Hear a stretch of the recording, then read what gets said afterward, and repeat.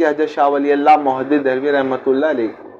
تو بھی حکیم کہا گیا، حکیم الامت، حکیم الاسلام، کیونکہ حکمت سے پر جو ہے ان کی کتابیں ہیں، اور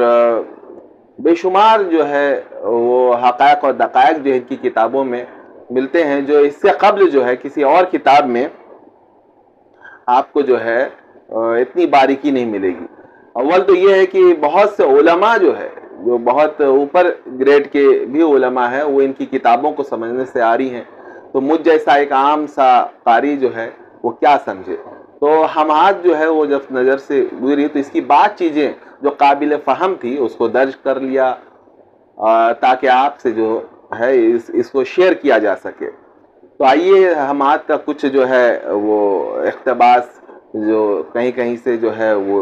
لے کر جو ہم لوگ سمجھے کہ واقع میں ہمارے علماء جو ہے کتنی بڑی وراثت اور کتنے بڑا خزانہ جو ہے ہم لوگوں کے لیے چھوڑ گئے ہیں، جس سے ہم غافل بنے بیٹھے ہیں، اور یورپ اور مغرب کا جو ہے وہ رطب اللسان ہے، جبکہ اپنے اکابر کی چیزیں اٹھا کر نہیں دیکھتے کہ وہ کتنی بڑی بڑی چیزیں